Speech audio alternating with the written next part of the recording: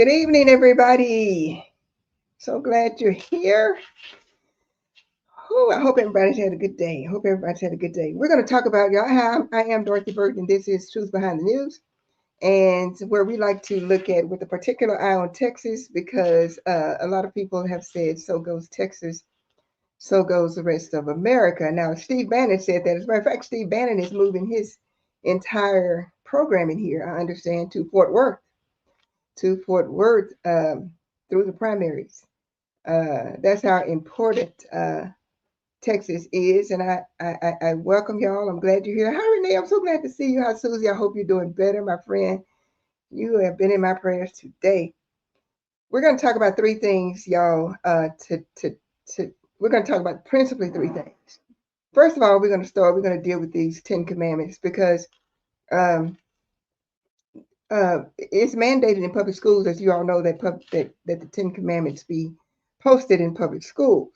And I would hope that one of our state legislators would, in the next session, propose that the Beatitudes be posted as well. I mean, none of us want to see this stuff in schools, and because it doesn't belong there. But just to show you how, I hate to do this, but I'm gonna do this. Tarrant County, starting with the 10 Commandments and all of that. Tarrant County this past week erected a 10 Commandment monument. And when I say monument, let me find it right here.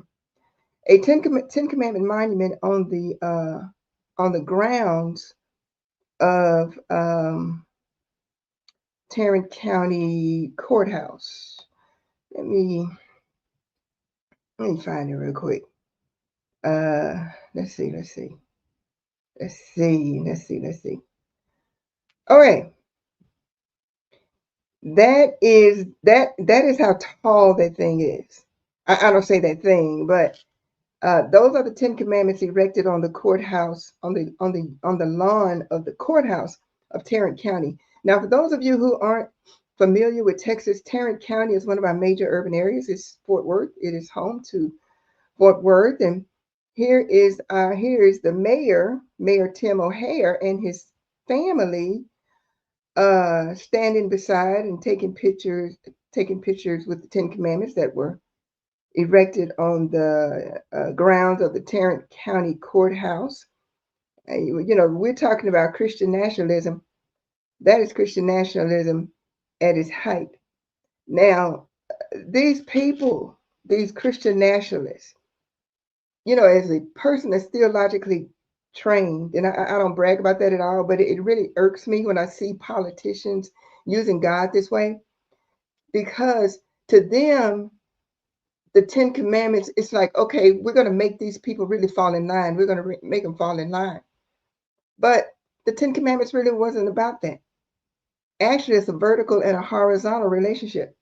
The first 4 deal with a vertical relationship between us and God. God teaches us that in the first 4. And then the next 6 is horizontal, how we relate to one another. That's why Jesus said the whole law can be summed up into one thing: love God and love your neighbor. He was actually talking about the 10 commandments, because the first 4 vertical, the second portion, the 6, is horizontal. And if you do a vertical and if you do a horizontal, where you get a cross, right? But it's not intended to be the way these people are intended for it to be. Now, Tim O'Hare, let me tell you about Tim O'Hare. See, I want to point out the hypocrisy when it is necessary to point out the hypocrisy. Again, this is the 10 Commandments, Tarrant County judge, his family. Let me share something with you, and I just want you to be the judge. This is Tarrant County Judge Tim O'Hare. Speak on map 7. Okay, hang on. I will recognize who the speakers are, so you may go. Map 7 was not available. The next time there's an outburst of any kind, I don't care who it is, we are clearing the chamber. The end. No more warnings. Okay, yeah, that's not how this works. So I'm sorry, you're not allowed to speak. Okay. All right, he is done. Remove him immediately. What happened? Well, I'm following the decorum policy. We're not going to be called racists. The end. Get him out. Is Glenda Diaz. the decorum policy? You read the decorum policy and you figure It's it out. racist in the decorum policy channel. Profane, slander, all those. It's racist. Max Potenza, The word Glenda racist. Diaz, and Geraldine Decorum Jackie policy. Cox. Remove him from the building. There's a lady on the aisle that just turned around and looked. The one next to her, please remove her from the courtroom. The United States Constitution Thank you. establishes the separation. Thank you, ma'am. You're done. Carol Peters, You're all dishonest, cheaters, and racist men. remove her from the building, please. Aguilar, there's a lady on the aisle right there in a gray sweatshirt, the one right next to her, remove her from the courtroom. She keeps clapping. The kid right here, the green shirt, remove that one from the room. Quiet Thank you. and Your time actually is up. listen to your Your time constituents is up. because your constituents Remove are her. telling Get her outta you here. that they do not want these maps. Get her out of here. There you go, listen to them.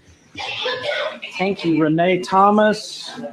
So now I'm calling for the vote. I have an additional comment.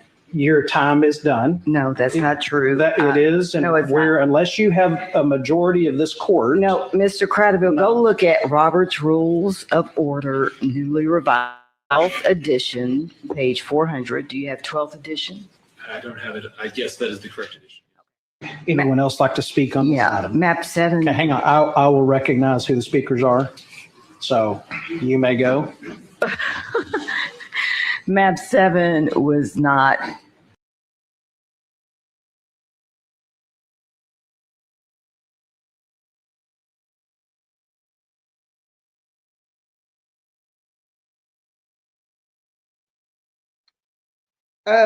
Yeah. Did y'all, let me see if I had the picture up. Anyway, I needed to take that down, but I wanted to show an example of, and I think I have another one. I think I messed that one up. I wanted to show you an example of Tarrant County Judge Tim O'Hare. Do you think your tweets are political? Which Twitter? I have Tarrant 5 County Twitter Commissioner accounts. Lisa Simmons, Commissioner A.L. Simmons, is that free of politics? Didn't say anything about my social media. Well, I'm asking because you're the one bringing it up. Is it free of politics? No, just like yours. It's very political. You would agree with that? No, it's not very political. Do you think it's political in nature in any of your tweets? Occasionally. Okay. All So right, what about yours? your bio. Since we're I run my Twitter, but I'm the one talking now, so you'll sit there and be quiet and listen while I talk, and then you can talk Tell later. me when You and will. when not to talk. So I run my. here is your too. Twitter feed. This account is run by the commissioner's staff. Do you think your tweets are political? Which Twitter? I have Tarrant 5 County Twitter Commissioner accounts. Lisa Simmons, Commissioner A.L. Simmons, is that free of politics?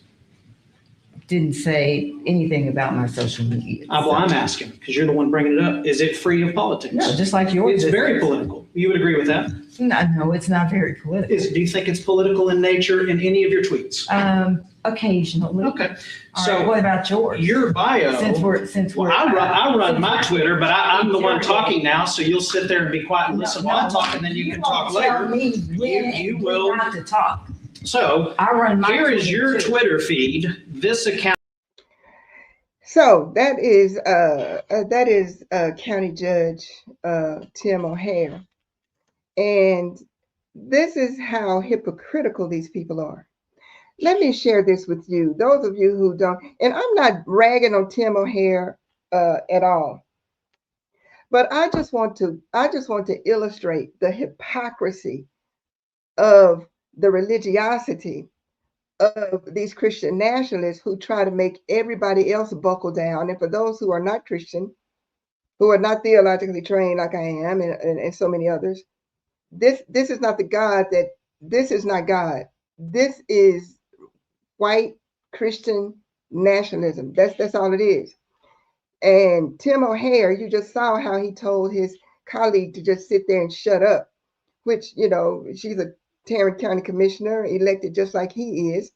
But let me show you this Tim O'Hare. He was He was the former mayor of Farmers Branch.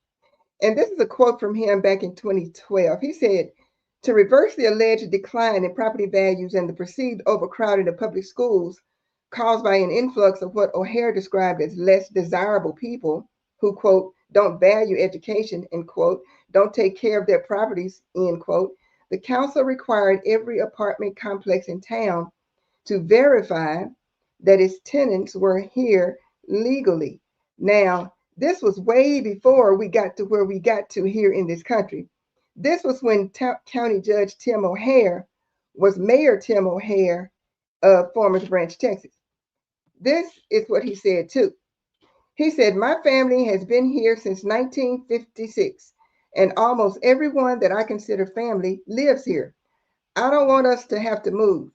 I don't want to have to live somewhere else, but I'm not going to live in Oak Cliff, which is what we are becoming and going to become if we don't make some serious changes and spend some money. Now, those of you who are not familiar with the Dallas area, he's making a racial slur when he's talking about Oak Cliff, because Oak Cliff is a community in Dallas that's predominantly Hispanic and Black. Well, it was mostly Black at that time. He continues, he said, I personally believe that the type of families and development we want in our city would be encouraged if we took steps to drive out illegals. This is his quote when he was Farmers Branch mayor. And spend some money, Farmers Branch did. Under then Mayor Tim O'Hare, Farmers Branch spent 5 years and over $6 million in legal fees fighting its controversial anti-immigration rental ordinances, with estimates for total costs, including plaintiff fees, reaching $7 to $9 million before the U.S. Supreme Court declined to hear the final appeal in 2014, effectively ending the lengthy taxpayer-funded legal battle. That's who Tim O'Hare is. He spent almost $10 million when he was mayor of Farmers Branch to prevent what he called illegals from renting apartments. Yet and still, this is the same man who led the charge to erect this 6-7 foot tall 10 commandments as now county judge. He was elected county judge, I think, in 2022. This is the same man, the same religious man, and him and his religious family. All smiles, all that. Why do I do that? I'm not putting that up there to embarrass anybody. I'm putting that up there to show the hypocrisy of these religious people. And Tim O'Hare is not by himself. He's not by himself. That's why I got on my Christian nationalist shirt. This is what we're being overtaken by. And I think I made a post on Facebook today about these pastors, these mega pastors, this Liberty Religious Council. Y'all, all of this is a bunch of bullshit. That's all it is. It does not represent God. It is an excuse and it's a cover for their racism and for their hatred. That's all this is. That's all this is. So I don't know if you're familiar with the Bible at all, the Old Testament. The most horrible king that Israel had was King Ahab. And he was married to Jezebel. And I know you've heard of Jezebel. They had like Trump has around him, like these people. They had the priests and the religious people and all that kind of stuff. But they were false prophets. So that's what's going on today with what we're seeing with all this religiosity and Trump and all this kind of stuff. So when y'all see that, just remember what I just showed you. The contrast between what they say, what they're erecting, how they're using it. And when you think of the 10 commandments, yeah, they are the law that God gave the Hebrews, because they didn't have no law. They had been slaves, that he gave to Moses for the Hebrews. It's vertical. It is a cross, but not like they wear it. The first 4 is how they were to relate to God. And then the next section, the other 6, the remaining 6 was horizontal. How we supposed to relate to one another in loving God and loving one another, as Jesus said. You notice they don't ever put the Beatitudes up. They don't ever post the Beatitudes. In their religiosity, in their religious ignorance, they don't even know what the Ten Commandments mean. They just rules. I heard one legislator say, we all need to abide by the rules. Really? We all need to abide by the laws of God. Really? Well, what do you do with the Beatitudes? Because the Ten Commandments were a forerunner of Jesus the Christ in the Beatitudes. But that's another thing. I don't want to get in all that. But I wanted to start with all that because that was really on my heart. And that was really on my heart and on my mind. So y'all who do not know, y'all who see this, don't harden your heart towards God. It's not him, it's them. Because what God meant when he wrote the Ten Commandments, when he had Moses to write the Ten Commandments, it was out of love. Period. Love. Love. And how we are supposed to relate. So let me see. Tim is county judge. Yes, he is, Susie. He is county judge. Tarrant County, y'all, that's Fort Worth. And Renee said, wow, yeah, I need to change my font. I'll reach out because I got a funny font on here. But Renee said, wow. Silence said, yeah. And Susie said, what did Susie say? He was this way when he was former branch mayor. Yes, he was. Yes, he was. And he hasn't changed at all. So that's why I want to show you who these people really are. It's not about God. And it's not about loving God. It's not about loving one another. It is about what y'all just saw. That's what these people are about. Now let me get to the second thing that I want to talk about today. And that's the polling. Y'all, the Republicans are going to do, and I'm not ragging on the Republican Party. I'm really not.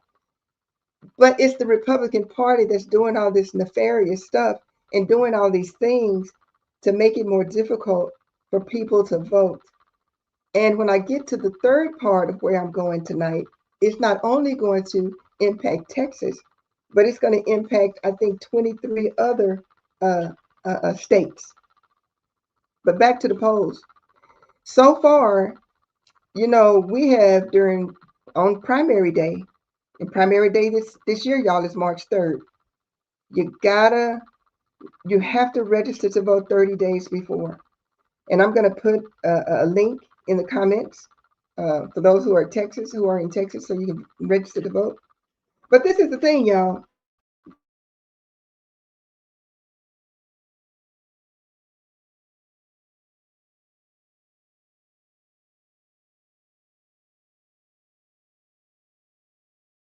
Be able to vote. I haven't for years been able to vote.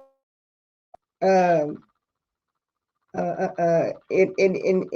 different polling places, right around the county, right? It didn't have to be, where you lived. It used to be years and years ago that you had to vote in the precinct on election day where you lived. But that has since changed over the years. During early voting, you can go wherever the polls are open. It doesn't have to be in your precinct. It doesn't have to be in your community. It doesn't have to be in your neighborhood. Well, the Republicans now have changed that. And so far, it's in Williamson County and Dallas County. And it's no accident that it's Williamson County and Dallas County that the Republicans have changed early voting on primary day, restricting it only to the polling place where you live in your community, your precinct. Williamson County is home to Round Rock, where Talarico lives. And of course, Dallas County is home to Jasmine, Crockett. The Republican Party in Williamson County and the Republican Party in Dallas County have restricted voting on primary day. And Michelle Evans, who is the chair of the Williamson County GOP, she said, oh, it just means that you're just going to have to vote in your community. And then she went on and they asked her, they said, well, why did y'all change it? And she said, well, at the end of the day, we changed it because we could. That's why we changed it. And she said, it's legal. It's something get this word, it's something we're entitled to do. And it's something our party wanted us to do. So they changed it. Now, in Dallas County, Alan West is y'all know Dallas County chair. Now, he did some crazy stuff. Dallas County Republicans were going to hand count ballots until they figured out, they didn't have enough people to hand count the ballots. So, okay. So they said, okay, we're going to restrict polling locations too. Alan West said the reason why they did it is because it is a step closer to closed primaries. Now in Texas, we have open primaries where during the primary, you can vote in either the Republican or the Democrat primary. The Republicans have been pushing for years to have closed primaries, and Alan West said that this is the first step towards that. Now, the Republican Party, the state law says that both parties have to agree that on primary day that people can vote anywhere. The Republicans said, nah, we're going to change our mind. We're not going to do that. So since the Republicans said no, the Democrats in Williamson and Dallas County had no choice but to say no, because the state law said that both parties have to agree. So be aware, y'all, in Texas, because I guarantee you that this is the beginning of what is going to be an avalanche. It started in Dallas County with Alan West, then Williamson County. It first started with the two counties where the two Democrat candidates are.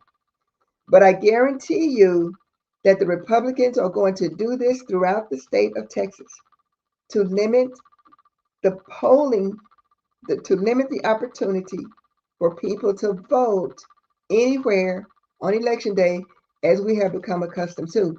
Now, for Dallas County, it's going to be really, really bad because of twofold, for two reasons. The Dallas County elections administrator, Paul Adams, and this is his quote. Paul said, I realize that it's going to be very confusing as this has not happened in Dallas County in a number of years. He said, the number of early voting, and this is for Dallas County, the number of early voting polling locations will be cut from 450 to a minimum of 250. Y'all hear me? Hello, somebody. The number of early voting locations in Dallas County is going to be cut from 450 to a minimum of 250. He said, the Dallas County administrator, elections administrator, Paul Adams, he said, I'm going to do the best I can. Our staff is going to do the best that they can. He said, but there's certainly a lot of hurdles to overcome, particularly for voter education. And I say that to say this, y'all, those of us who have become accustomed to voting that way. I'm getting this out early for two reasons. Number one, to implore you to please register to vote before 30 days out from March 30th. And then to be aware, because we are so accustomed to, okay, we'll go to the polling place, close to where we work. I want you to plan ahead. Because if you're thinking that you're going to go to the polling place that you've always gone to vote during the primary, and it's like across the street from where you work, and you're thinking, okay, I can leave work, 15 minutes and just go across the street and vote. You won't be able to do that. So if you are working downtown Dallas and you live in Rockwall, you're going to have to leave your job in downtown Dallas, understanding what that traffic is like, and get to Rockwall to your precinct on primary day in order to vote. If you don't, you will not be able to vote, and you will be turned away from the polling location if that is not your precinct. Y'all see, this is the kind of stuff they're doing, and I'm going to do the best that I can, and I know there are others that's going to do the best that they can. And this is what Paul said. Paul said it's going to be particularly a lot of hurdles to overcome in educating the voters. So I'm starting right now. Plan ahead. You cannot vote the way you voted in the past on election day. You will be turned away.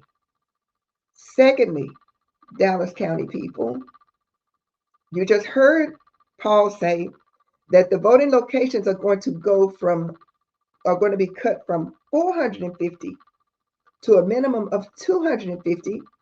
And we got word today on the news that the city of Dallas is considering closing a number of libraries. Libraries are polling places in a lot of places. So that's going to even complicate it even more. So I'm going to do what I can in informing you and keeping you up to date every Tuesday on where this thing is going. But just know, plan ahead. If you are not going to vote early, and if you are one of these people like my husband who insists on voting the day of the election, plan ahead.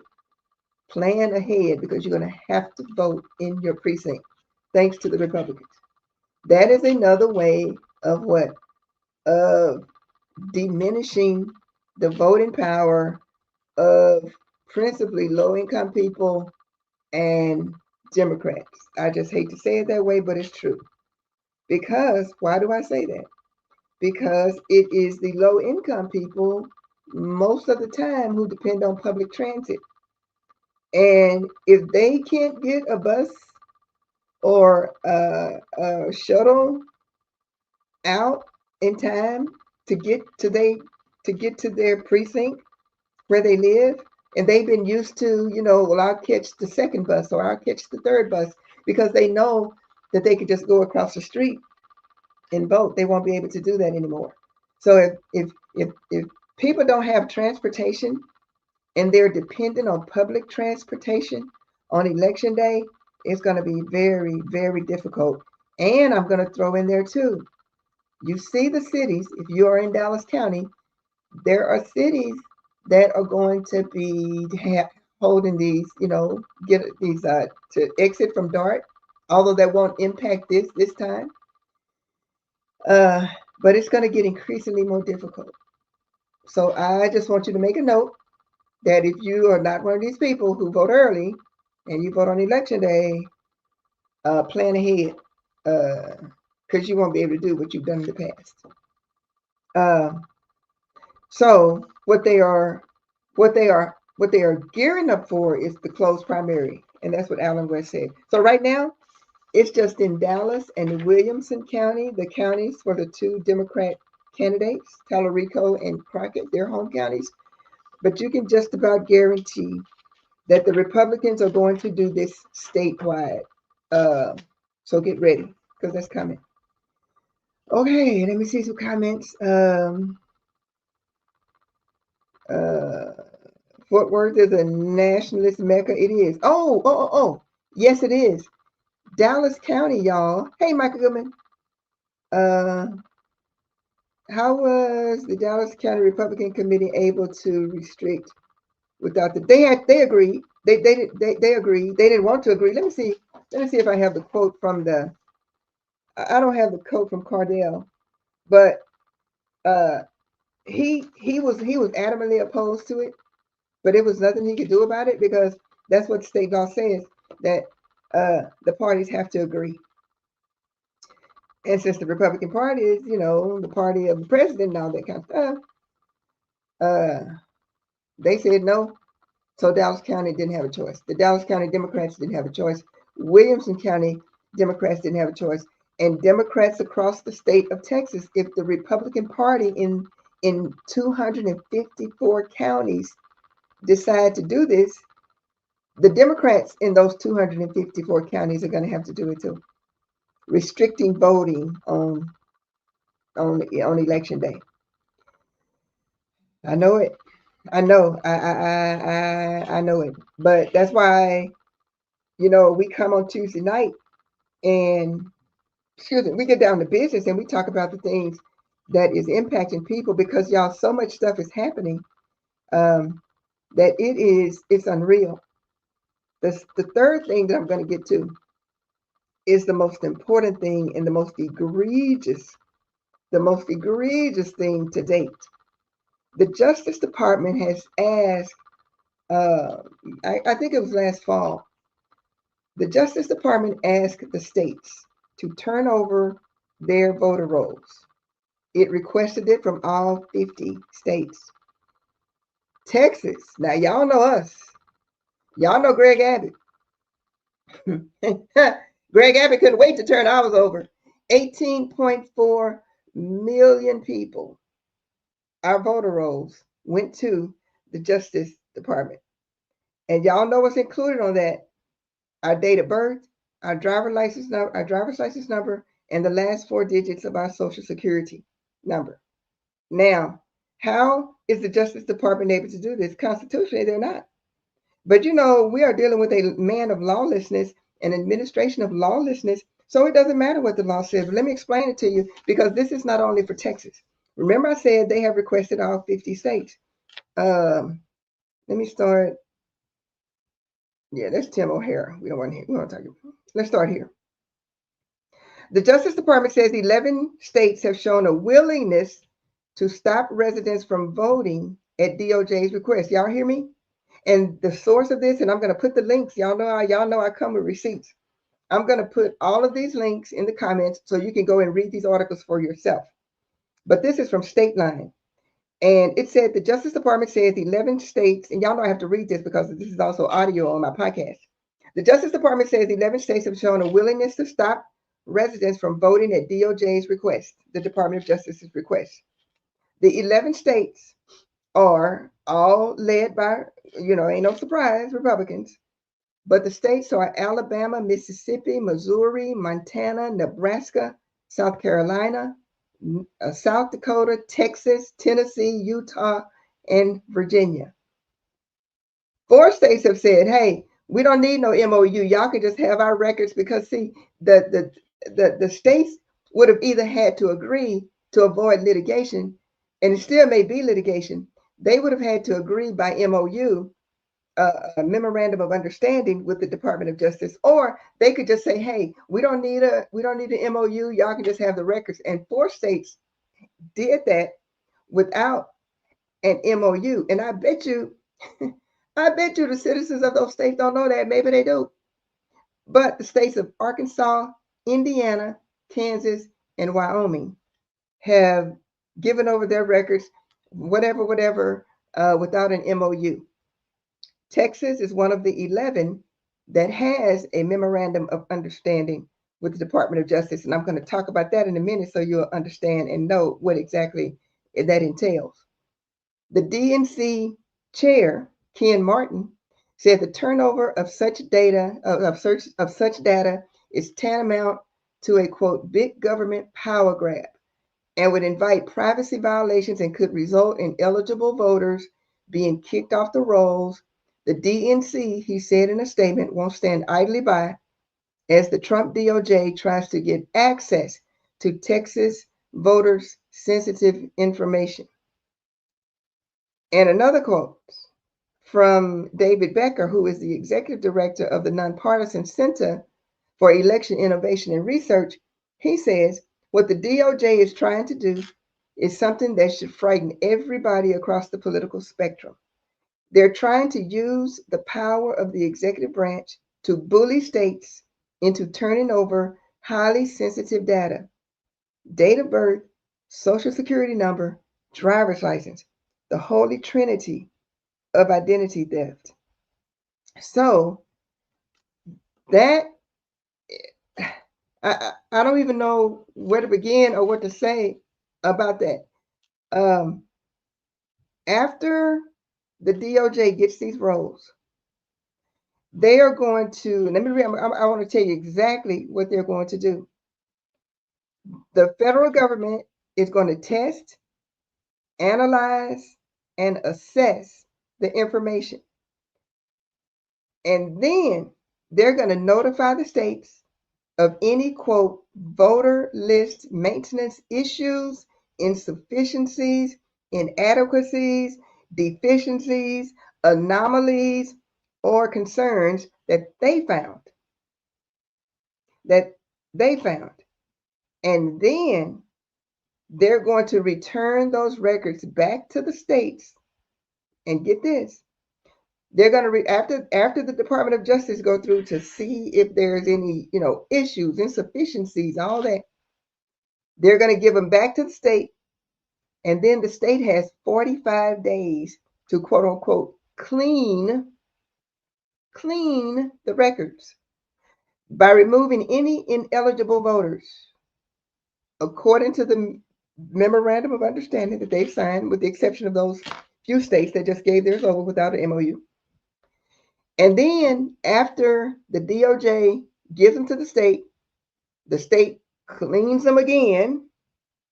Within 45 days, the states have to give them back to the Department of Justice for the Department of Justice to have the final verification or say on whether people would be able to vote or not. Did y'all hear what I just said? Y'all hear what I said? First of all, the states handed over all of this information. In our case, in Texas, 18.4 million voters records to the state, not only the voter records, the social security numbers, all that. The Department of Justice is going to look at those records for any abnormalities, any deficiencies, any inadequacies, what they say they're looking for. And they have this tool. I'm going to put the link in the comments because I want y'all to read this article. It's a very lengthy article, but it's a very detailed, good article from State Line that outlines all of this stuff. I'm just giving you the highlights so that you will know what this is. So they are going to look at all the inadequacies and all that, give them back to the state to clean, and then the state has 45 days, and then they're going to give all this information back to the DOJ, the Department of Justice, and then the Department of Justice is going to verify the voter information. Y'all hear me? Do you hear me? Now, for those of us who are in Texas, the law says that you cannot remove voters from the rolls within 90 days of a primary or general election. We have a primary coming up March 3rd. Then we have the runoff, which is May 26th. And then we have the November general, right?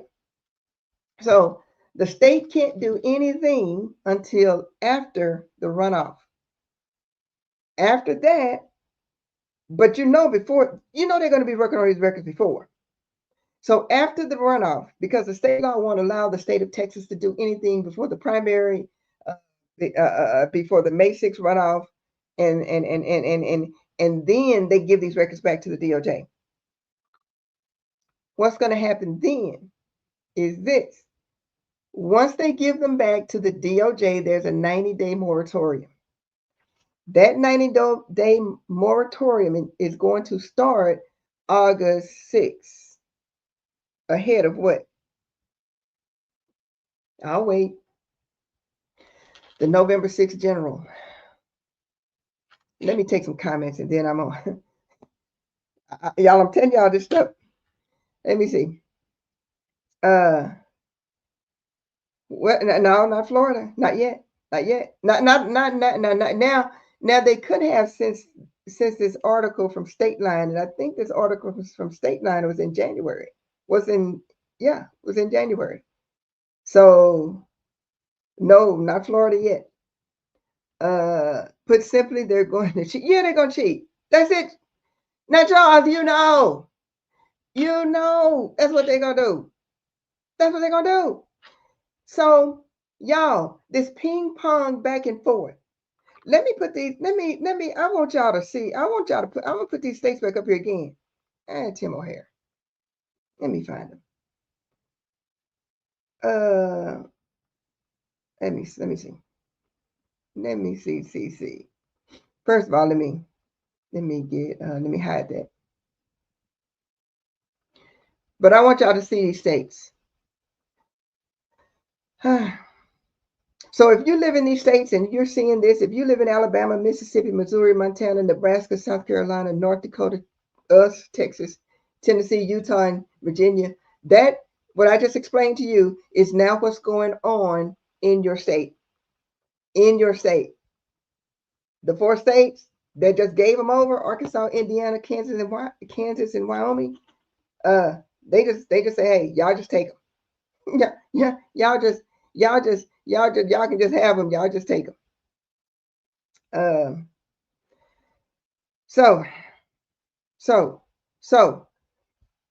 this thing, what they're doing, and see, this is y'all. Let me get. This is the thing. This is the thing. They plan ahead with this stuff. Let's see. So it said that the time is pushing to the November. That's exactly right. That's exactly right. That is exactly right. See, y'all, they planned this stuff a year ahead of time. Remember, I said that the state of Texas, Greg Abbott handed ours over December 23rd. Everybody was so happy. We were all getting ready for Christmas, and we all Christmas shopping. Look, while we Christmas shopping, they scheming. They scheming. They gave over our records on the 23rd. So that process that I just explained to you, what the DOJ is going to go through, they're going to be looking for, and I quote, any voter list maintenance issues, insufficiencies, inadequacies, deficiencies, anomalies, or concerns. Whatever your voter record says, please make sure that however you are registered with your county, if you live in these states, and I guarantee you there are going to be more states added to the roll, and Dallas County and Texas counties, what I just told y'all, be sure you plan ahead to vote. But anyway, back to this DOJ. This is for November. They did this back in December because they had to have, especially for Texas, they had to be within these 90 days. They had to be within the perimeter of the primary and then the runoff, and it had to all line up. And what they are looking to do, let me put these back up here. I hope I still have them. Particularly in Texas, y'all. Particularly in Texas, because I'm telling you, if you saw my thing last week, you go back and look at it, I'm telling you, Texas can win, the Democrats can win that Senate seat. They can win it. Greg Abbott knows it. Donald Trump knows it. And they already know they're going to get killed in November. The Republicans are going to get wiped out in November. So that's why the DOJ, which is unheard of, it's going to be challenged legally. But everything this man does is challenged legally. But what? But what? When the Supreme Court is stacked in his favor. But what? So this is the way they're going to do it. They're going to do it with this scheme that between the DOJ and these states, and there is a tool, I think it's called a SAVE tool or something like that. When y'all see the article, when you read the lengthy article, you will see exactly the process the DOJ is going to use to purge, and that is a word that they use, to purge these records. In Texas, I'm telling you, let me go back to this right here. We're going to go back to this right here. I keep going back to this because Texas is a black and brown state, or brown and black, because there are more browns than blacks. State is a minority majority state. And this right here, this is what they're after.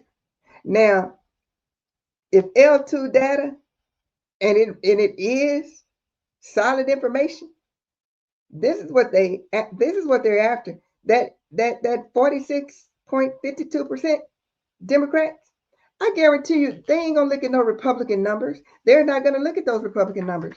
They're gonna have to find a way to whittle down in Texas that Democrat number, and that what they're doing with the voter rolls, that's part of why they want that. Look, that's the major part of why they want those records, because Democrats in Texas outnumber Republicans in Texas as far as registered voters. So they're going to look at those registrations of those Democrats. They're going to look at they're going to look at those numbers of those Democrats. Since there are more Democrats registered to vote in Texas, they have to whittle that down somehow. And this is how they're going to whittle it down. This is how they're going to whittle it down. So the number is what it is. They're going to get a jump on those who are to be registered. Let me say why that is so. They have to work with these numbers because remember, they've already turned over the records. They turned over the records December 23rd. Now, people are going to be registering to vote, to register to vote in the primary. People are going to be registered to vote all summer, to vote in the November election. So they have to deal with the numbers that they have, that 47%. And that's why Greg Abbott, that unaffiliated, and we went through that, how that's tabulated. We went through that last week. They're going to have to attack the Democrat, that 47%, and somehow with the unaffiliated. And remember what Greg Abbott said? Greg Abbott said he is going to do everything he can to turn Harris County dark red. He got $106 million war chest.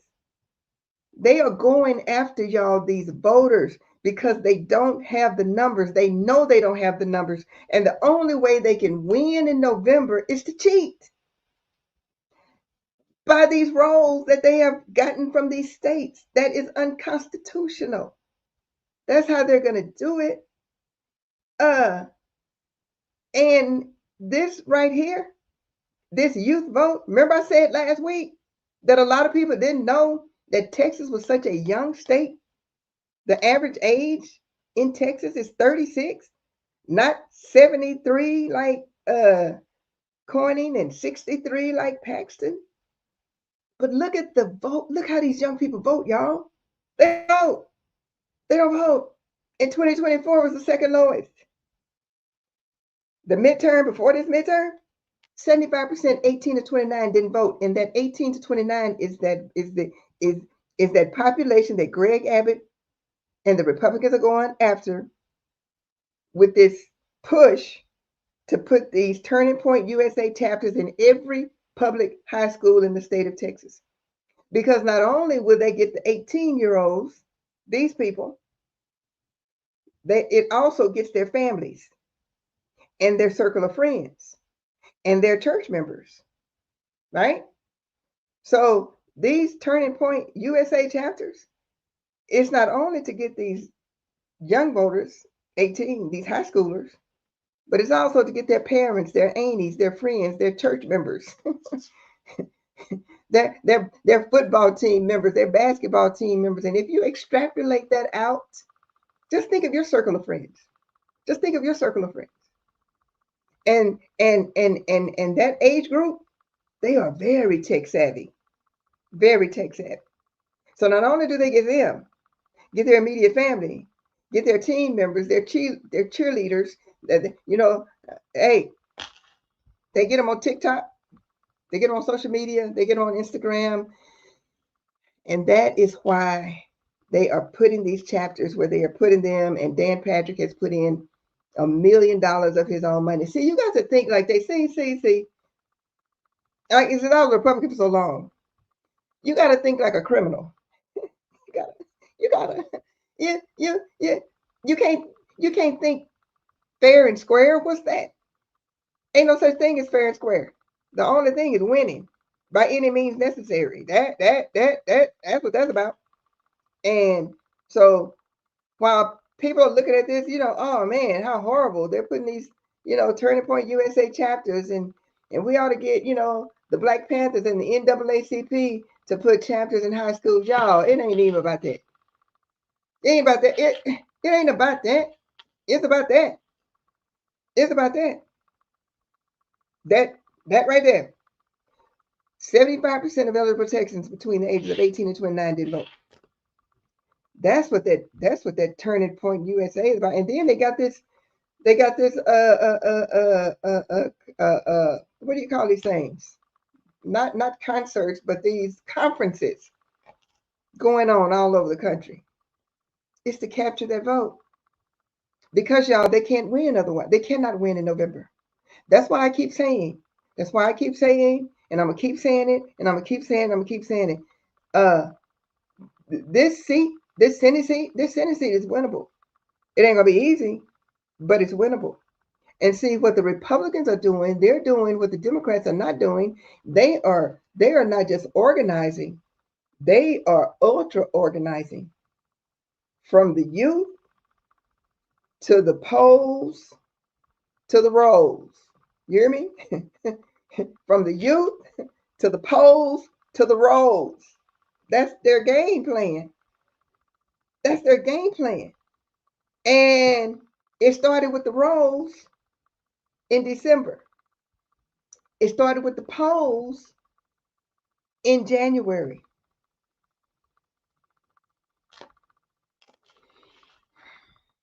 That's it, y'all.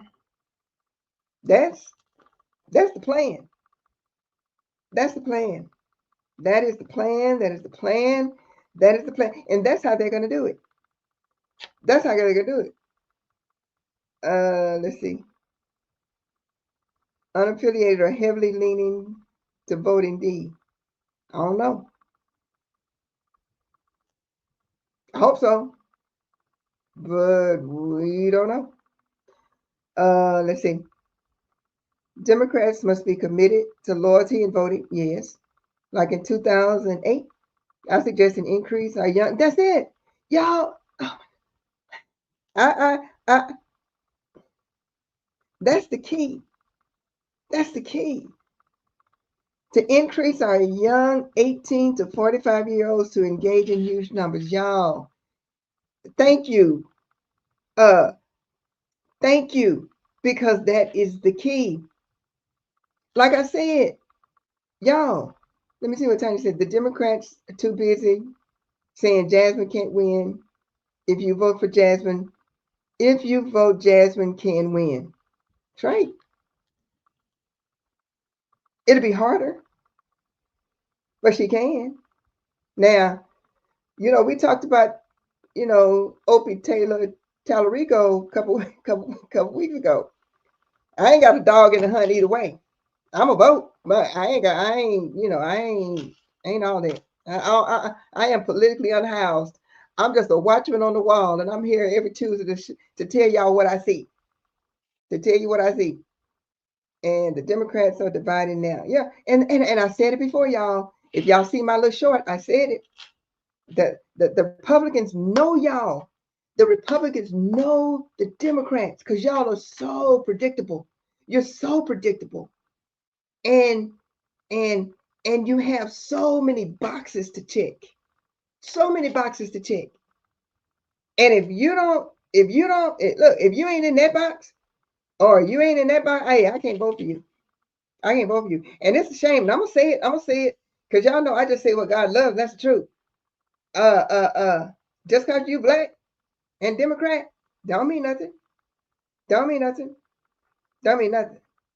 Because these white progressives, I'm just gonna say it. Hey, it ain't all love and patty cake in the Democrat Party neither. It ain't. And I'm gonna tell you right now, it's some white progressives that would no more vote for Jasmine Crockett that they would a grasshopper.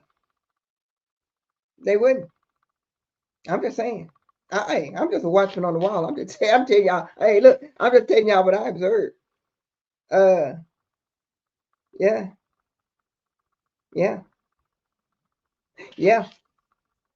Y'all, I just laid out. The Republican plan, and it is in full swing. It is in full swing. It is in full swing, y'all. But the good thing that's working in the Democrats' favor is y'all got the numbers. They did it in 24. That's how they lost. Divide the black vote. And now they got the rolls. They're going to go this back and forth with these states. The DOJ, got the roads. And I'm just talking right now in Texas. Well, these other states too, because the process is the same. It'll be challenged, but what? Ain't nothing gonna come of it. So by them having the social security numbers, they have our birth dates, they have everything to uh how can I put it in a nice way? They know who we are, and they know who and what they're looking for. And if there is any inconsistency, I mean, if you were married and you got divorced and you didn't change your name, but it's a different name on the voter record, they ain't trying to pick up the phone or send you an email and ask you no questions. They're just going to X you out, and you're not going to know that you've been X'd out until you get to the poll and your name ain't nowhere on there. That's what they're doing. And that's it. I mean, that's the game plan, y'all. If Jasmine loses, black voters will vote, but not in high enough numbers because of how Dems talk about Jasmine.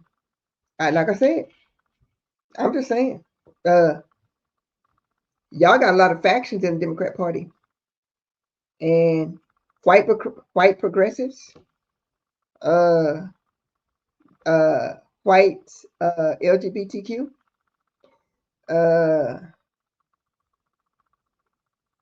y'all heard? I don't know if y'all. I can't think of those two comedians that were talking about Jasmine, telling people not to send money to Jasmine, but to send money to Talarico.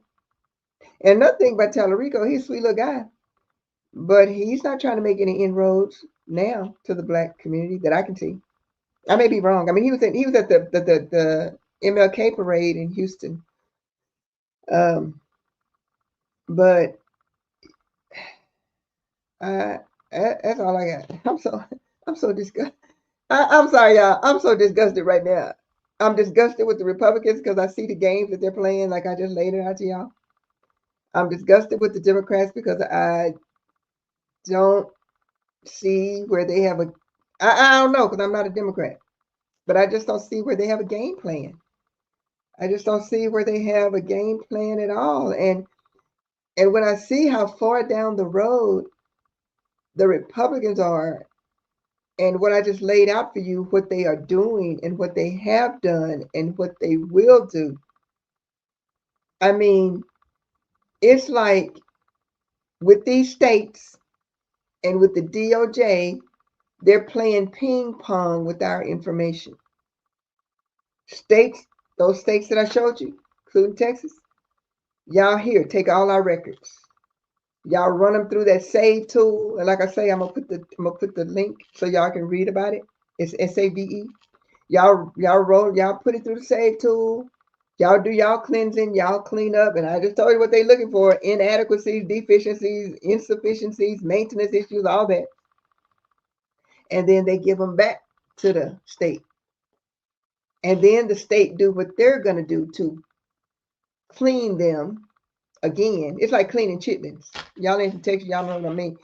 Or maybe washing greens. You know how you keep washing the greens and chitlins and all that kind of stuff? This is what they're doing with these voter records. They are cleaning them.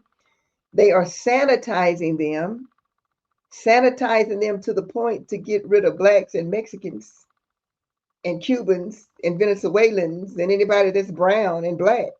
That look. That's what they cleaning off. They cleaning off the black and the brown. They washing that off, right? Yeah.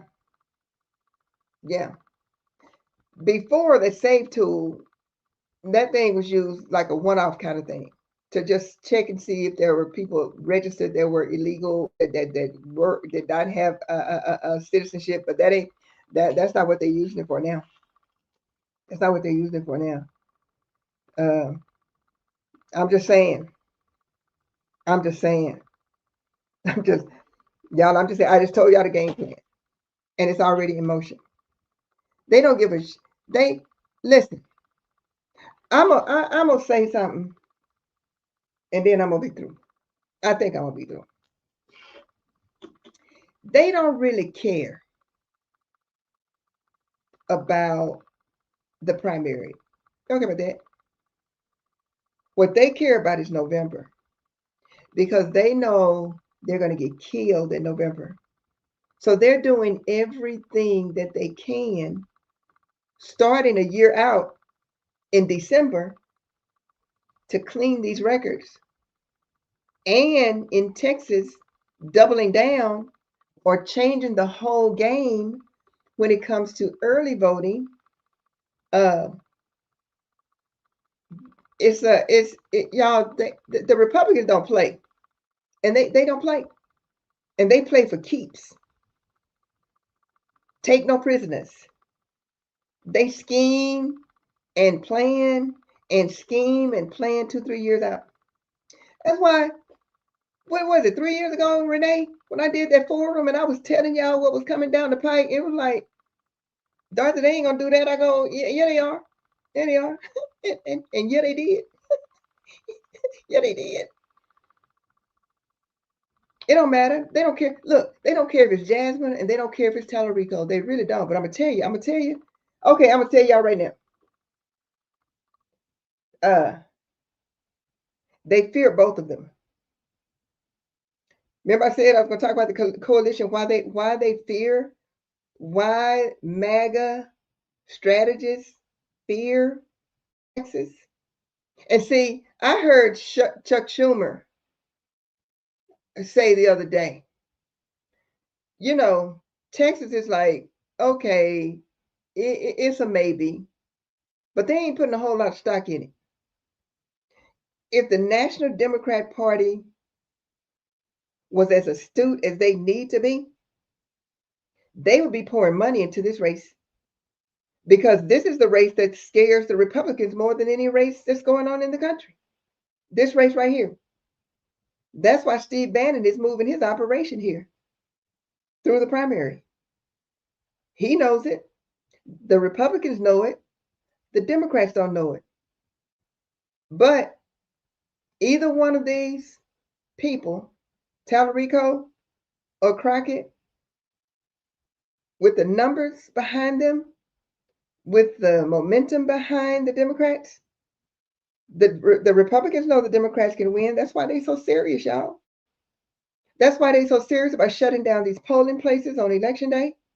That's why they're so serious about cleaning these records. I mean, cleaning these records from the state to the Department of Justice, from the Department of Justice back to the state, then the state back to the Department of Justice, and then the Department of Justice back to the state for the final roll. They know it.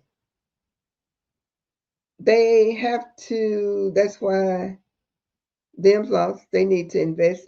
They need to invest. They sure do. But y'all, I don't think the Democrats know they don't know how important this race is, but the Republicans know. I'm going to tell you why the Republicans know. And I'm going to tell you why the Democrats don't know on national level. Because see, they still think that Texas is this old white, and I don't have that what I had last week. I took it down. But the average age in Texas, the average age in Texas is 35, 36. That's the average age. The demographics of Texas, the reality of the demographics in Texas don't fit the perception of the demographics of Texas. I'm going to say it again. I hope I can remember what I said. The realities of the demographics of Texas don't fit the perception of the demographics of Texas for most people, except the Republicans. Except the Republicans. Because the Republicans see this. See, it was the same way, y'all, with the Democrats, with Mamdani. Remember? The Democrats didn't get behind him. How old is he? 32? 34? And he managed to assemble an army of volunteers across New York City, young people, Hakeem Jeffries, Schumer, they didn't, even Obama came in late. They didn't get behind that young man because the same way was happening in Texas. The reality did not match their perception. And it's the same way here in Texas. The reality does not match the National Democratic's reality. I mean, perception. Texas is a very young state. And that's why Greg Abbott is going after the largest urban area in Texas, Houston. This man ain't making no bones about it. He said he'll do whatever he needs to do, spend however much money he needs to spend to not only turn Houston red, but dark red. Because, y'all, the Republicans understand the reality of Texas. And the reality of Texas is that these young people, these 18 to 36, the average age being 36, they are in the urban areas and they are along the border. Why y'all think? See, that's what concerns me. Those of you who are Jasmine supporters, that's what concerns me about Jasmine. Because remember, I told y'all 3 weeks ago how Talarico has deep roots in down near the border. Remember, I told y'all about 3 weeks ago that Talarico and Bobby Polito cross-endorsed one another. Talarico made a trip down to the valley to do a huge event with Bobby Polito. And I know maybe Black people and maybe white people don't know who have never heard of Bobby Polito. Bobby Polito is huge, and he's a huge Tejano singer. And he's also running for Congress. I think it's District 22. I think. I mean, I may be wrong on the district, but I'm not wrong that he's running for this seat, and he's going to flip that seat. Because right now it's a Hispanic woman who is Hispanic and Republican who got the seat after the Republicans redistricted in 2021. And that's how she got the seat. But Bobby Polito is running to flip that seat, and Bobby Polito is going to flip that seat. And he and Talarico have hooked up to cross-endorse one another. Why? Because that population that I showed y'all, that young population, they are in the metro areas and they are near the border. Now, out of the 254 counties in Texas, 76 of those 254 counties are elderly, mostly white people with no young people, with no children. The older population of Texas is concentrated, y'all ain't gonna believe it, but the older population in Texas is mostly concentrated in North Texas and the Panhandle. And whereas before, and I've said it too, that rural Texas rules Texas, but there are new rules with this new population and with the Jasmine Crockett and with a James Talarico. And that's what scares the hell out of these Republicans, because this has never been before. That's why I keep saying this race is winnable. If Democrats pull together, this race is winnable. I don't give a shit what Schumer and them say.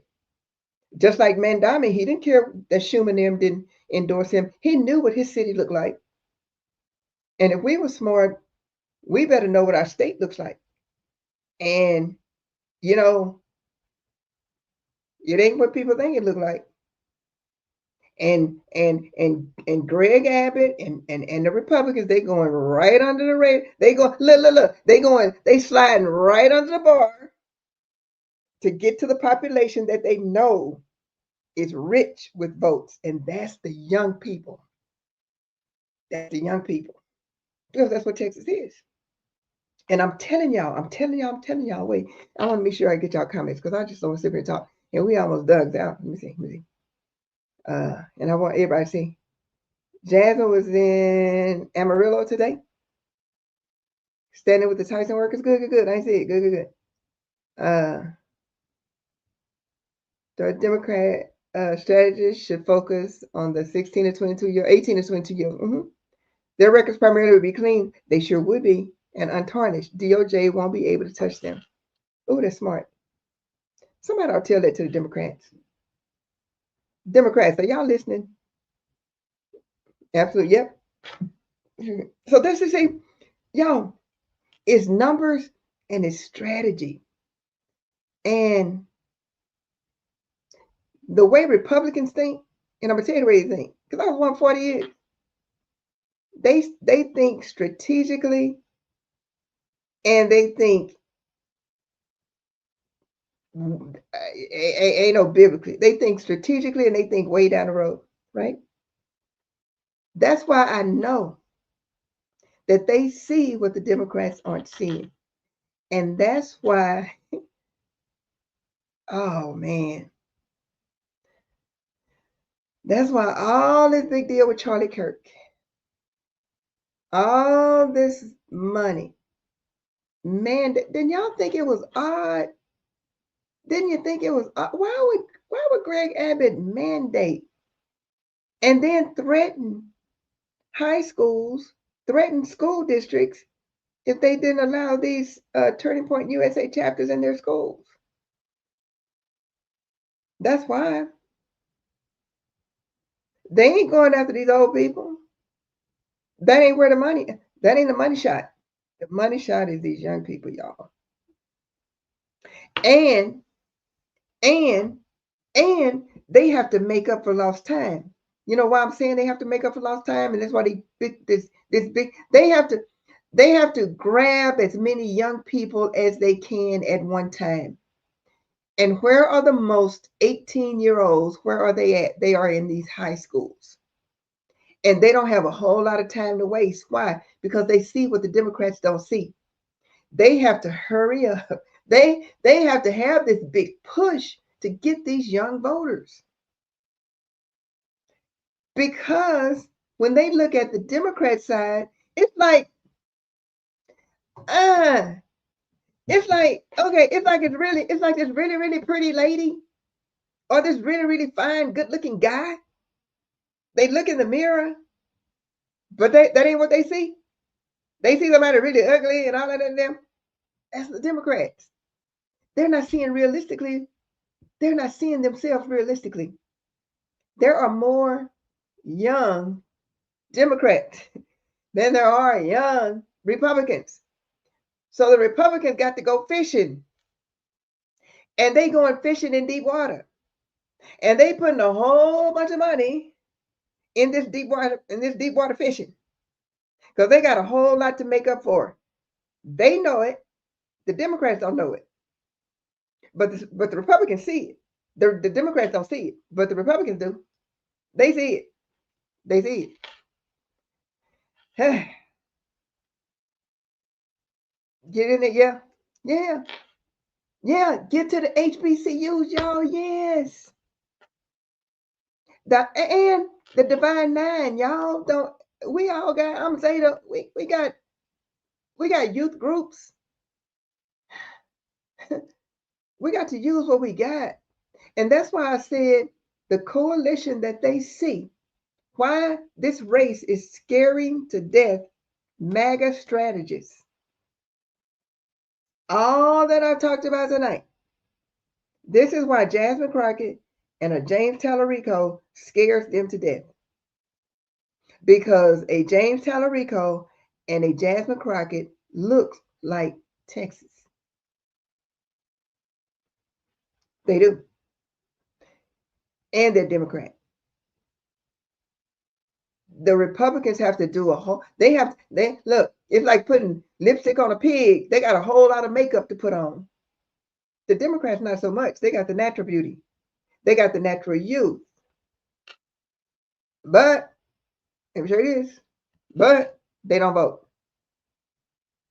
They don't vote. So, the Republicans going fishing.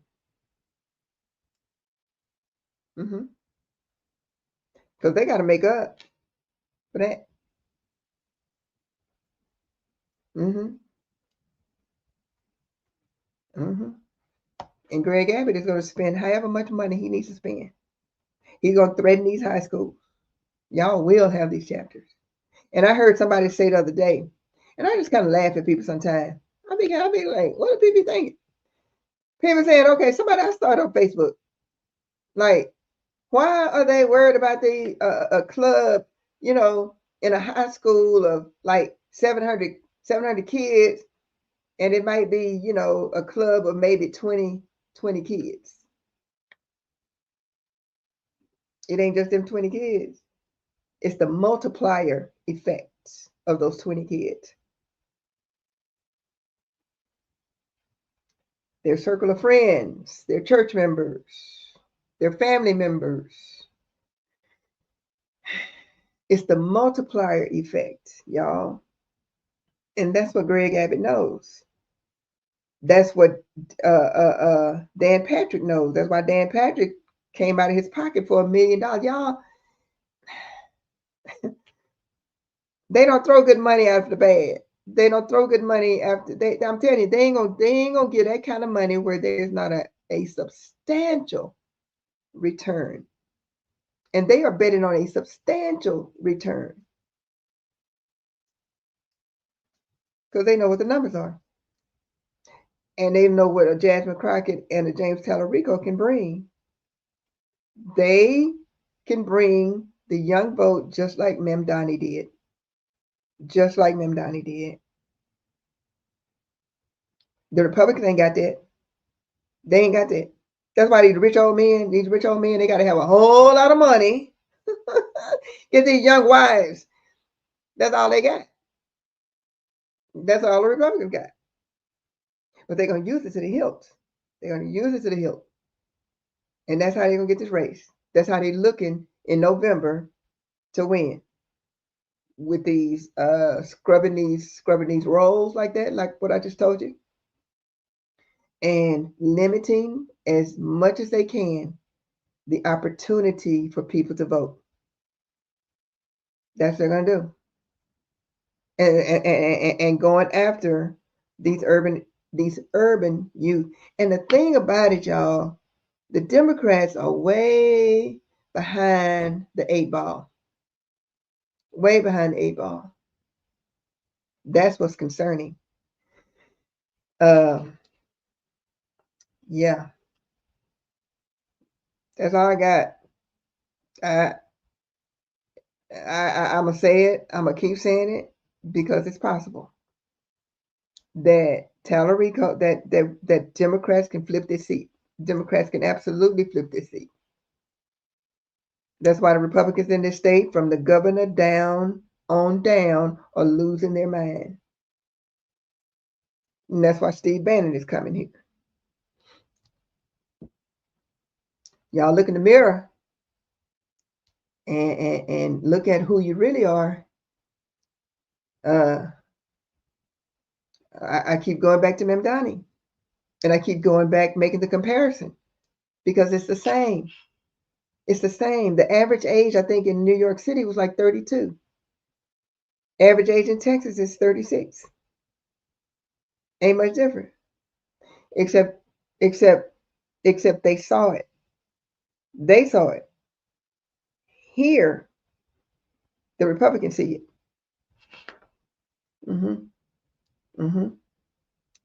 Yeah. Yeah. So that's the strategy, y'all. That's how they're going to do it. Let me see. Jasmine was at the gay club this weekend. They called her getting her being there, but they were voters. Oh, they ragged on her for being at the gay club. Let's see. Ghetto. I don't know what that means. Who's ghetto? Y'all talking about? They just say the people who are younger prefer the true populist candidates. You know what? And that's what scares the Republicans. They know that. They know that. And what do old rich men do? What do they use when they go after a young trophy wife? They use their money. And that's what Greg Abbott has pledged to do. That's what uh, Dan Patrick did. And that's what they're going to do. Greg Abbott done said it. He got $106 million to play with. And whatever they need to invest in getting these young people, these Turning Point USA, whatever they need, they're going to have. Whatever. So, oh, they called Jasmine ghetto. Okay, I get it. I didn't get the part. They called Jasmine ghetto for being at the gay club talking to voters. See what I mean? Thank you for bringing it up. See what I mean about the Democrats? Y'all have so many boxes that you need to check. So many boxes you need to check. That's why the Republicans say y'all fall in love. They fall in line. Y'all, I'm telling you. I'm just saying. And I'm going to be here every week, and we're going to be talking about this race, and we're going to be talking about this primary, and we're going to be talking about November. Because what I've seen in Texas, and what I've seen in when I started doing this, me and Charles, I started doing this like back in the fall, back in the summer. I didn't know what I was doing. All I know is that I saw such a need, and people were being so used by these Republicans. I know them, y'all. And that was when we were going through that public school, all this stuff with the 10 Commandments, all this stuff with the public schools, the vouchers. And that's another thing. I didn't get to that this week because it's not tied to the voting. But I'm going to also put links in for a couple of articles on how this voucher thing is going to go. That thing kicks in, I think, February 3rd. And y'all know these private schools don't have to take these kids. And some of them aren't taking these kids. So what's going to be left in these public schools, like me and Charles, like we said last summer, it's going to be black, brown, poor kids. And that's what Greg Abbott, that was the plan all along. So I'm going to put an article, I'm going to put a link to that too, because that's going to kick in next month. But the schools are already, they're already, weeding out kids, weeding out, applications, which we knew was going to happen. So y'all, that's the state of play.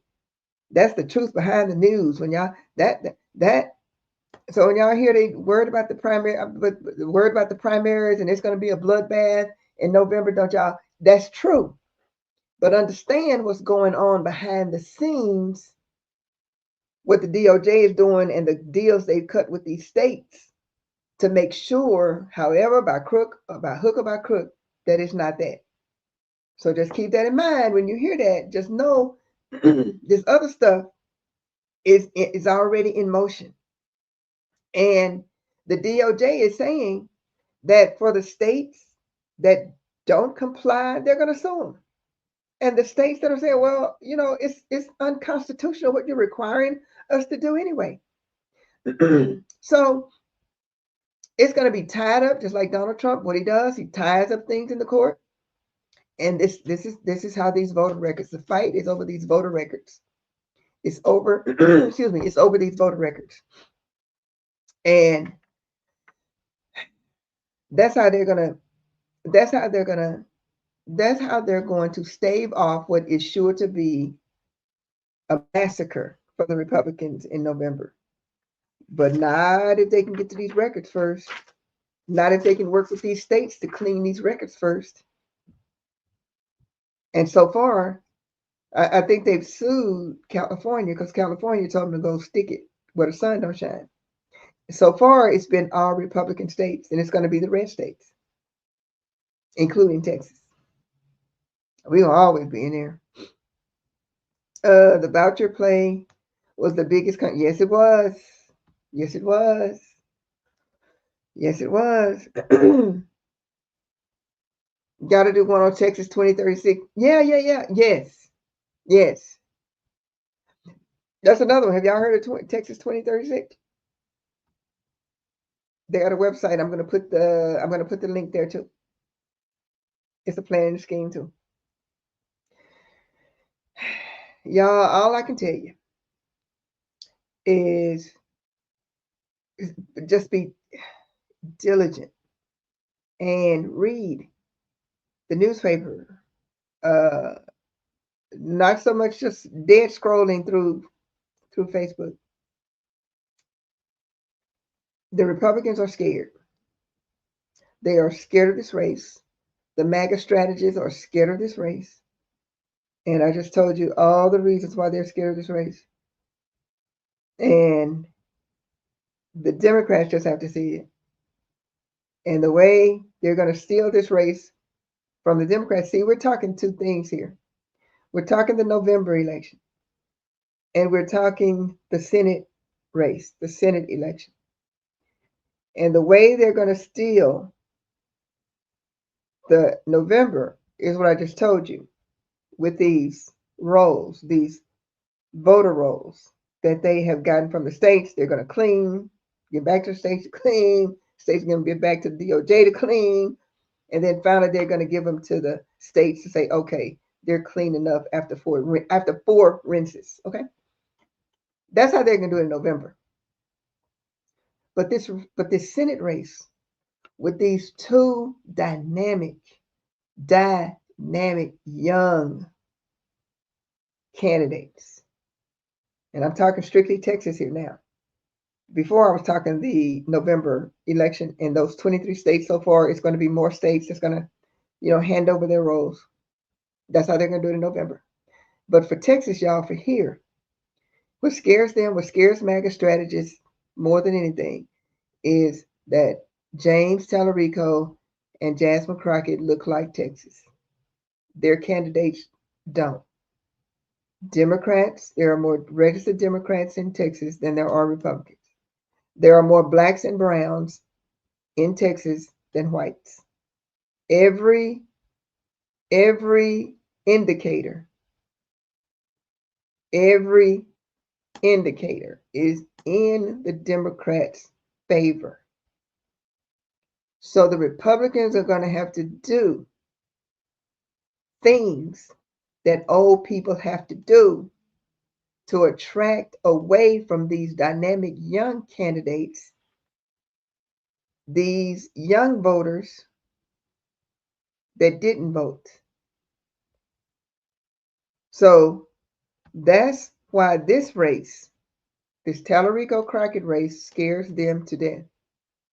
And that's why Greg Abbott's putting all this money into Houston, because that's where the young people are. They're in the metro areas and they're at the border.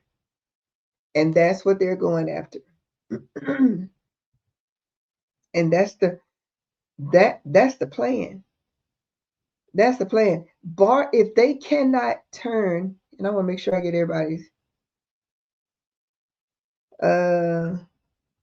Let's see. Victor said, I believe I'll work on some voter registration, get out the vote drive. Y'all, that's what I think.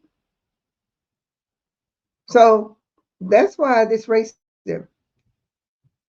And it really scares them when they saw what happened in New York. Because Texas ain't old and white and Republican. Texas is young and brown. And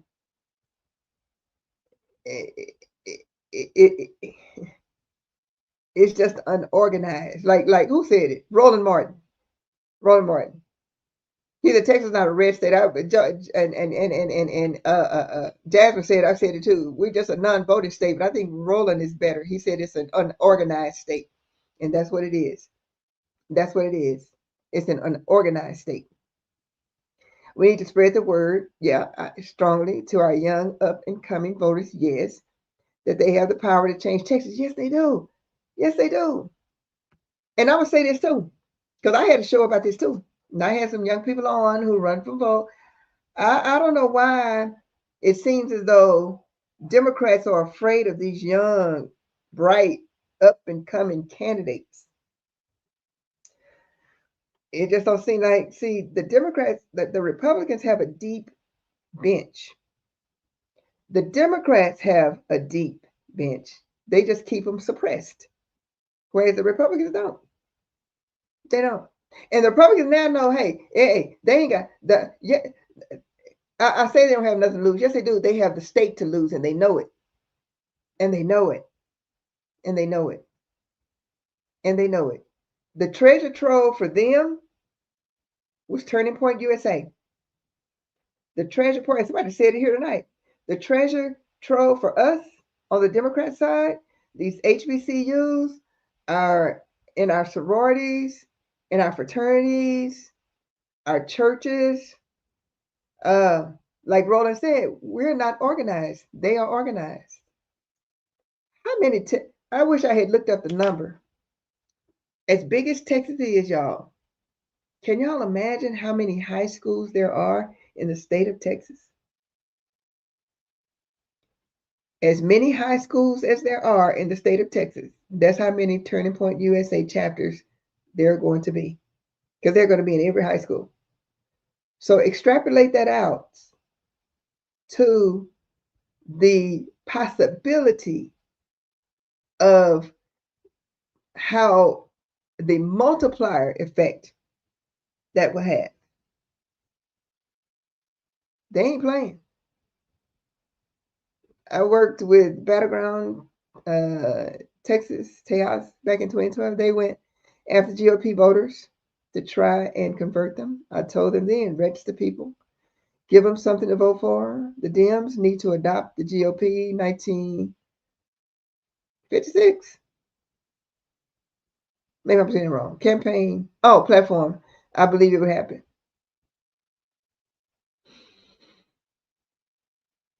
Victor said there are over 1,000. Okay, 1,100 school districts. Okay, so that's going to be 1,100 Turning Point USA chapters, and multiply that out by the multiplier effect from those 1,100 chapters. That's a bunch of people. That's a bunch of young voters. And one thing, once you turn the heart and mind of a young person, man, you can't have no better volunteer. You can't have no better voter. You can't have no better than a young person. That's how Mandami did it. He did it that way. And I'm going to tell you who else, Talarico. Talarico, at last count, Talarico said he had 10,000 volunteers. 10. So y'all, that's all I got. I mean, I laid it out as best I could, what their strategy is, what they're doing for November, what they're doing come the primaries with shrinking these polling locations on primary day. That's going to impact a lot of people. What's his name say? The Dallas County Administrator. He said that, let me get his quote. He said, Paul Adams said that that's going to reduce the polling locations, y'all, from 450 to a minimum of 250. That's 200 polling places gone. So, yeah. So if 200 polling places are gone, man, all I know, y'all, we better be vigilant. That's all I can say. That's all I can say. And then we don't know what the city of Dallas is going to do with the library closures. That's all I can say. Y'all, that's the plan for the primary, the March 3rd primary, and then the longer term is already in motion from last December to purge these records for November. Limit the polling places in March. It don't matter really. I mean, it does a lot. It really does. It does a lot. I won't say that. But the big show is in November. But the goal, y'all, is to make it more difficult. They're doing that in March. And then to just totally annihilate people. And y'all, people won't even know that they've been cleansed off of these rolls. They're not going to know. And they're going to be cleansed for any little thing. And I'm gonna put it. Look, I'm gonna put that in the comments too, because they were very, very clear about what they're looking for. Any voter list maintenance, any y'all, any ANY, any voter list maintenance issues, insufficiencies, inadequacies, deficiencies, anomalies, or concerns that they find. In other words, anything to throw people off the voter rolls before November that is what is in motion now, what they're working on for November. For Texas voters, be ready for the March 3rd primary. If you vote on election day, plan ahead. Otherwise, you are not going to be able to vote. You won't be able to vote for Jasmine. You won't be able to vote for Talarico election day. If you used to, voting, you're not gonna be able to do that. So that's gonna take away, I'm gonna say it. You know who that's gonna take away from? That's gonna take away from Jasmine's voters, I believe. Why do I believe that? Because of the demographic. Because of the demographic. Her demographics are Black voters, Black women, urban progressives. James Talarico's are more stable. They're older, they're whiter, and work from home, probably, a lot of them. Jasmine's voters, a lot of them are working class people. And a lot of them are not going to even be thinking about, they won't be able to vote election day at work, close to work, or on the way home like they've been accustomed to. But y'all, we're going to keep getting the word out and getting the word out and getting the word out and reminding people, you won't be able to vote. You have to vote in your precinct on election day. And we have to keep reminding people 30 days out to register to vote. Those are the two most important things for this March primary, is registering to vote 30 days out, and then being vigilant enough, planning ahead to know that you're not going to be able to vote anywhere on election day like we've been accustomed to. And not only that, but 200 polling places are going to be knocked out. And like the administrator said, he said, I'm going to do the best I can.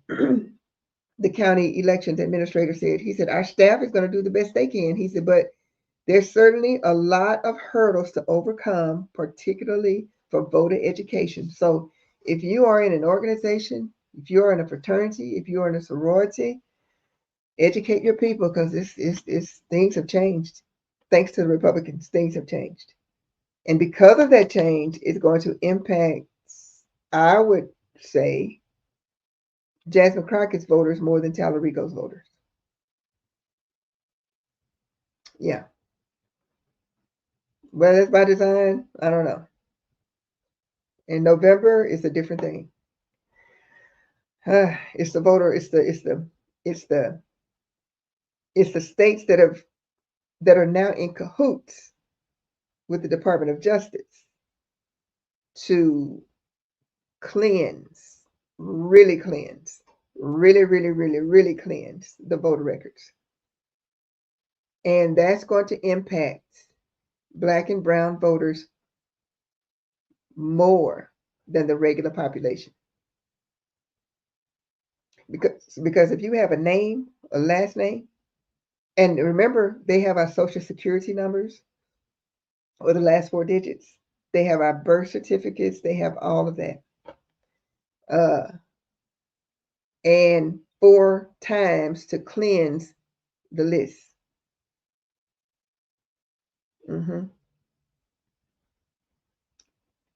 So, yeah. So that's November. That's the plan for November. And the plan for primary is restricted voting on election day. Okay. Let's see. Woo, my God. Charles O'Neill, you gotta be kidding me.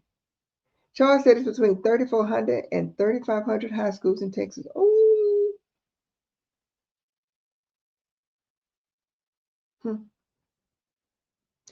3,400 and 3,500 high schools in Texas, and the mandate from the governor is that there will be a Turning Point USA chapter in all 3,500 high schools. And a school district cannot object, according to the governor. Y'all, I'm telling you, that's how hard. Thank you, Charles, for providing that. I didn't know that. Golly, that's how hard they're going after those young voters. Because they know what the Democrats don't know. And they know what the national people don't know. That's why it's scaring them. The MAGA strategists, like I said, this race, that's why they are scared of this race. Yep. Because they got 2 old people, 73 and 63. And the state is 36 average years old. And you got these young people that look like the state. And they are outnumbered. Yeah. Oh, Jesus. Oh, Lord Jesus. Lord Jesus. Thank you, Dorothy. Y'all are welcome. Y'all, God told me, you know, I've been around a long time. Y'all have been around a long time. I done seen so much. And I'm so disturbed in my spirit by all this because I know what they're doing. And my goal is to help y'all see it. Help you see it. And I hope the Democrats see what the Republicans have seen and what they are going after because they see it. And it scares them. And they got moving. Such a sneaky way to cheat us out, of a fair election, suddenly changing the rules to their advantage. That's what they do. That's what Republicans do. That's what they do. They play the long game, and they are ruthless, and they don't have these check boxes. All these check boxes, they don't have that. They line up. They do. The Democrats are very fractured, but the Republicans, while they may be fractured, they have the same mindset and they have the same goal. And what is that goal? Winning. Like Malcolm would say, by any means necessary. Their goal is one thing, to win, period. And they will do anything to win. And like that stuff, like I just showed y'all, ain't nowhere in the world before Trump would the DOJ even think of asking states for their voter records, their social security, their driver's license number, their dates of birth. That's out of their purview. But not under this DOJ. And knowing that they fixing to lose so badly come November. They got to get these people off the rolls. And that's what they're doing. That's exactly what they're doing. And the Republicans in Texas, that's what they're doing. Just told you. With these youth, the 34, Charles, I'm glad you provided that number. And the governor said these chapters will be in every high school. That's the thing. And these kids ain't got nothing to worry about. Everything they need is going to be funded. And when these chapters do these voter registrations, and you know they're going to do these voter registrations, I'm telling you, The Republicans see a treasure trove with these high school students, with these 18-year-olds, and their brothers and sisters who's turning 18 too, and their cousins, all that. They're going to be doing voter registrations at football games, at basketball games, and they're going to leave black youth and brown youth sucking wind because they don't have the same apparatus, and they don't have the same funding, and they don't have the same structure, and they don't have the same support that they do. Like the old man getting the young wife. You get what you pay for. And the Republicans are paying because they know the dividends they will pay off for them. Which means we're going to have to work extra hard for James and Jasmine. And whichever one of those young people win that primary, y'all, Democrats, independents, politically unhoused like me, we better get behind that candidate because they can win. They can win. But come November, with this cleansing of the rolls, and with these 3,400 and 3,500 Turning Point USA doing these voter registration drives, all through the summer at their, functions and clubs and things. Whew, Democrats got a lot of work to do. A lot of work to do. And those Republicans got busy, y'all. They got busy because they saw those numbers too. They saw those numbers too. And then looking at what they got, looking at what they had to put up, a 73-year-old MAGA, John Cornyn turned MAGA trying to be, and a desperately flawed 63-year-old Ken Paxton. And when they look at them, and they look at the state, and they look at Jasmine Crockett and James Talarico, that's why the MAGA strategists are scared. That's why they were so concerned about this race. And that's why they're so concerned about the coalitions. If the Democrats were as shrewd as they are, they know the possibilities. They know what could be, because that's how they think. So they got busy on the offensive to put Democrats on the defensive when it should be the other way around. Because the thing of the thing is in the Democrats' favor, not the Republicans' favor. But they managed to flip it because they're scared. They're scared.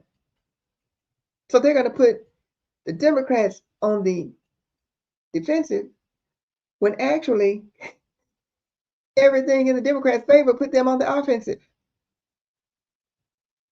Yeah. And that's why Talarico and Jasmine Crockett scares them. That's why. Okay, y'all. That's all I know. That's all I got. That's all I got. In depth on that. Yeah. Oh, you're welcome. Y'all, let me see this. And I thank you for that. I thank y'all for that. I thank y'all for that. Let me say this, and then I'm gonna go. I'm gonna say this, I'm gonna go. I'm serious I can be. I'm serious I can be. I'm gonna look you dead in your eye. I do what I do because I have been equipped to do this. My education, my background, my experience, life experiences, good, bad, failures, defeats, successes, running for office, losing office, all that. Everything prepared me for what I'm doing now. And I say that to say this to you. This is a critical moment, and I'm going to get real serious right now. This is a critical moment for us, for the good guys. That's why I wanted to start off with the hypocrisy and to show you the hypocrisy of the Christian nationalism, not just to talk about it, but to really show you the hypocrisy of all of that, and to break down as as easy as I could all of these dynamics that's going on with this with what the strategy is for March and what the strategy is for November, the long term. Because, and I thank y'all for the compliments, but that's what I've been purposed to do. You have been purposed too. You bring something to the table too. You bring something to the table. Your background, your interest, your education, your experience, all of that. Whatever it is, talent, skill, background, knowledge, desire, whatever it is God has put in your heart to do it, because I've said all the time on Facebook, this is that evil day. And it's time for the good for the good people. And I'm not saying good because we are perfect. I'm not saying that. But not these fake ass religious people. Not these fake ass prophets. Not all that. But I'm talking about just good, decent people who want to do the right thing and who want to see our government and our communities and our cities and our kids and our schools work again. It took all I had to do this because I hate being on camera and all that. And I've gotten more used to it now. But I know that's what God was having me to do because that's what he equipped me to do. And so I'm challenging you to get out of your comfort zone and answer that thing that's been bothering you, that's been pulling at you, that's been tugging at you, to do it. Because now is the time. It's the time. Our young people need us. Our elected officials need us. Those who are running for office need us. They need our support, the good guys. The Democrats need help. They do. So y'all, if you can volunteer, if you can organize a voter registration, if you can educate a young person, if you can, just whatever you can do it. Because we need all hands on deck. Because y'all see what we up against. And y'all see how slippery and sneaky these people are. These people have no scruples. They have one objective: to win by any means necessary. And I'm going to do my best on Tuesday to make it clear and to make it plain what they're doing. Because I know what they're doing. Because I used to do it too. Not like that, but I get it. I don't know how I get it. I just get it. But y'all, we got to. Everybody, we got to. We have to. And like I said tonight, y'all see what they're doing step by step by step, closing the polling places, getting our information, getting the roads, knocking us, cleaning us, knocking us off the roads. And we don't even know it. If I hadn't told y'all this tonight, would y'all know 23 states have given up their information and they're going to do all this cleansing? 4 cleansings? 4? The DOJ going to clean? The state going to clean? Then give it back to the DOJ to clean? And then come back to the state to do a final cleansing? To knock people off? And people won't even know it. People who think they're registered to vote because they have done the right thing and they have registered to vote. But it's some inconsistency that between these 4 cleansings of their record that was found. Like I could have registered as Dorothy L. Burton instead of Dorothy Lorraine Burton or Dorothy Lorraine Miles or whatever. Any little consistency. And y'all know what? They get to name. They get to name what the inconsistency is. That's why I wanted to read that to you, that list. It's what they say it is. And I'm going to put the link in the comments so you can read State Line, so you can read the Texas Tribune, so you'll know. So you will know. So I'm off my soapbox, y'all. It's just, y'all, it's time.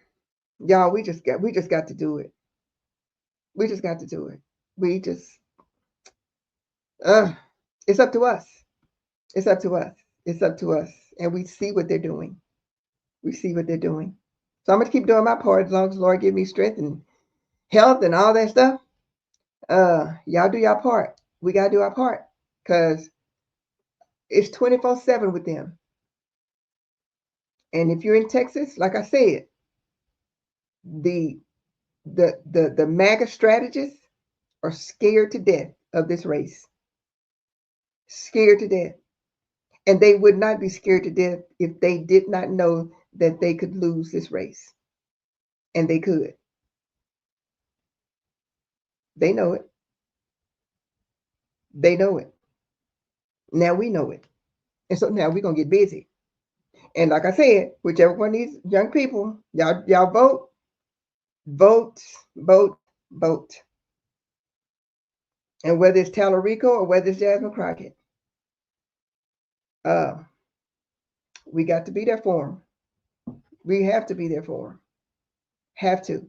Because I've said it before. Since 1994, everything lines up for the Democrats. Everything. Everything. It has not been like this since 1994. It wasn't even like this with Beto. The Republicans know it. How you gonna mandate?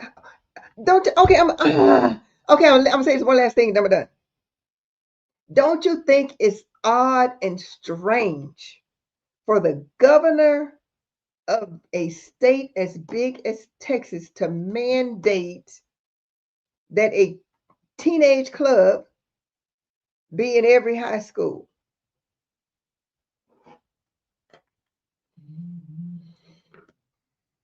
Yeah, that's how serious it is. That's how serious it is. And that's why come March, when in Talarico and like I said before, y'all, these boxes, these progressives and all this here and all this here, you got to check this box and that box and that box. Are y'all gonna stay at home? You can stay at home if you want to. But y'all gotta know. We gotta know what they know. And now you do, because I just told you. Okay, so I love y'all. And the Lord say the same. I will see you next Tuesday. Take care.